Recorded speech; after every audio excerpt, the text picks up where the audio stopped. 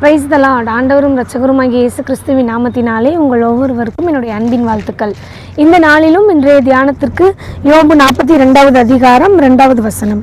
தேவரீர் சகலத்தையும் செய்ய வல்லவர், நீ செய்ய நினைத்தது தடைபடாது என்பதை அறிந்திருக்கிறேன். எனக்கு அருமையான கர்த்தருடைய பிள்ளைகளே, தேவன் எல்லாவற்றையும் செய்து முடிக்க அவர் வல்லவராக இருக்கிறார்.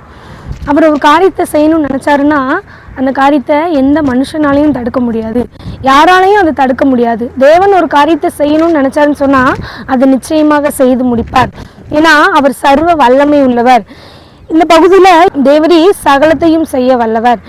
யோபுவோட வாழ்க்கையில் அவருக்கு வந்த போராட்டத்தின் மத்தியில் யோபு சரியாக இருந்தார்.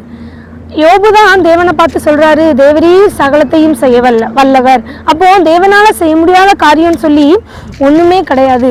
நீங்க ஆதியாகமத்தில் வாசிச்சு பார்த்தீங்க அப்படின்னு சொன்னா, ஆபிரகாமுடைய வாழ்க்கையில அவனுடைய சந்ததியை ஆசீர்வதித்து பெருக பண்ணுவதற்கு தேவன் வல்லமை உள்ளவராக இருந்தார். ஈசாக்கோட வாழ்க்கையில நீங்க எடுத்துக்கிட்டீங்கன்னு சொன்னா, கேரார் அப்படிங்கிற பகுதியிலிருந்து துரத்தப்பட்ட ஈசாக்கோட வாழ்க்கையை தேவன் ஆசீர்வதிக்க அவர் வல்லமை உள்ளவராக இருந்தார். யாக்கோபோட வாழ்க்கையை எடுத்துக்கிட்டீங்கன்னு சொன்னா, 10 முறை ஏமாற்றப்பட்ட யாக்கோபை தேவன் ஆசீர்வதித்து பெருக பண்ணுகிறத நம்ம பார்க்கிறோம். சிம்சனோட வாழ்க்கையில் அவனுடைய இழந்து போன பலத்தை மறுபடியும் தேவன் கொடுத்து அவனை ஆசீர்வதிக்கிறத நம்ம பார்க்கிறோம். அது போலத்தான் நம்மளுடைய வாழ்க்கையிலையும் நம்ம எந்த சூழ்நிலையில இருந்தாலும் அந்த சூழ்நிலையின் மத்தியில தேவன் நமக்கு அற்புதம் செய்ய அவர் வல்லமை உள்ளவராக இருக்கிறார்.